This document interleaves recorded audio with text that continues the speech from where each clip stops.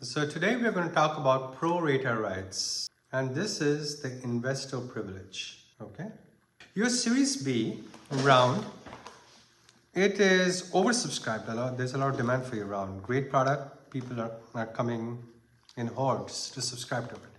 You have great new investors. You've got great new investors, and they're ready to lead. But your Series A investors, they're demanding to invest a full pro-rata amount, leaving no room for fresh capital. So let me explain what that means. Pro-rata rights give existing investors the privilege to maintain their ownership percentage. It sounds fair, and it can be fair because they're the ones who took the risk on you in the first place. But it can complicate your fundraising and limit your strategic options depending upon what they ask for. So let's talk about that. Pro-rata rights, by definition, they allow the existing investors to participate in future founding rounds to maintain their ownership percentages. It's okay. But sometimes, depending on how it is crafted, these rights might affect who can invest in your future rights, in your future rounds rather, and how much capital you can raise from these new sources. So understanding the pro-rata mechanics is crucial because they impact every subsequent fundraising round. So you have to think, now you're playing chess, you're thinking long term. You're not going to stick with one investor, you might look at different other investors. Pro-rata rights are the investor's option to maintain their ownership percentage in future rounds. Their option, investor's option. And a basic pro-rata structure would look like this. If an investor owns 20% of your company, right? They have, right, pun included. If they own 20% of your company, they have the right, not the obligation, to invest 20% of any future funding round. And how does it work? So let's walk through an example. Series A investors, you have $5 million for 20% stake. You have a Series B round, and it's about $20 million total. So the investor's pro-rata right will be 20% of 20 million or $4 million. So the investor can choose to invest $4 million to maintain their 20% ownership. So why would investors want pro-rata? First of all, obviously, it protects against dilution in successful companies, and that's a good thing to do. Remember, they have taken the risk. It's very fair. It's an opportunity to increase investment in winners. It also maintains influence and board relationships. We talked about the board control a few videos ago. And then it's an option value. They can choose whether to invest more or decide not to. But let's talk from a founder perspective. What are the advantages? Existing investors have incentive to support your success, and that's a good thing. That is encouraging. It demonstrates investor confidence as new investors. It can be a source of additional capital, and it reduces the need to educate new investors, because you have an installed base of investors who have done this agreement. However, there's one problem of a few. It limits space for new strategic investors sometimes. It may crowd out higher valuation investors. It reduces the competitive dynamics in fundraising. It can complicate round sizing and timing. So let's talk about a super pro-rata right. There's a pro-rata right, and this is super pro-rata right. Some investors negotiate rights to invest more than their pro-rata share. Okay, so they might, for example, they have a right to invest up to 150% of pro-rata amount. So let's talk about the 20% investor in $20 million round could invest up to $6 million instead of $4 million.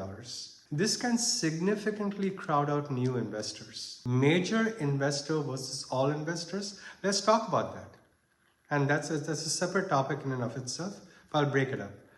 A major investor pro-rata deal, only large investors get rights. All investor pro-rata deal, every investor gets proportional rights. So let's talk about some allocation examples here. You have a $20 million Series B round. You have Series A investors, and they are collectively 30%, $6 million pro-rata right. So now what do you have? You have available for new investors, 20 minus 6, $14 million, right? So your new investor maximum ownership will be 14 divided by 70% of the round. If Series A investors, they exercise full pro-rata, then guess what? The new investors are limited, are they not? And there are non-exercise scenarios that you have to be cautioned about. If existing investors, they don't exercise pro-rata rights, their ownership gets diluted. Then there is more room for new investors. And the potential signal of reduced confidence come into play. So that is a strategic consideration, the insider versus outsider rounds. Insider round, the existing investors lead and they fill most of the round. You know what the outsider round is? When the new investors lead with existing investor pro-rata. There's also a mixed round, which is great. I mean, everyone's cooperating, everyone, one happy family. It's a combination of new and existing investors. So let's talk about the timing and notice. Investors typically get 15 to 30 days notice of a new founding round that will be in play. Maybe 2 months, maybe even 60 days. They have a right to review term sheet terms. They have an option to participate at the same terms as the new investors. And sometimes you have this thing called the over allotment and allocation. When a round is oversubscribed, the existing investors usually get first priority for pro-rata. The new investors are competing for the remaining allocation, that 14 million, they're fighting for that. So it may limit your ability to accept the best terms. Now you can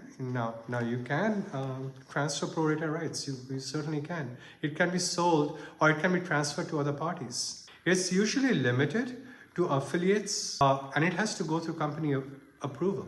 Sometimes there are expirations and there are limitations. You know, some structures may be crafted in a manner where there are time limits on pro-rata rights. After a certain point, you can't exercise a pro-rata right.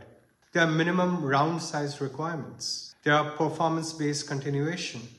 And how do you negotiate all of that stuff in your SPA? Try to limit your super pro-rata rights. Include pay-to-play requirements. Must invest to maintain those rights. You know, otherwise it's a free option that you're giving them. Consider step downs for smaller investors and try to negotiate new investor allocation minimums. Okay, so like I said before, pro-rata rights, tag-along rights, drag-along rights, these are fair. Pro-rata rights actually balance investor protection with company financing flexibility. But remember, it's still an option. The key is structuring them in such a way that existing investors, they can participate without crowding out strategic new capital.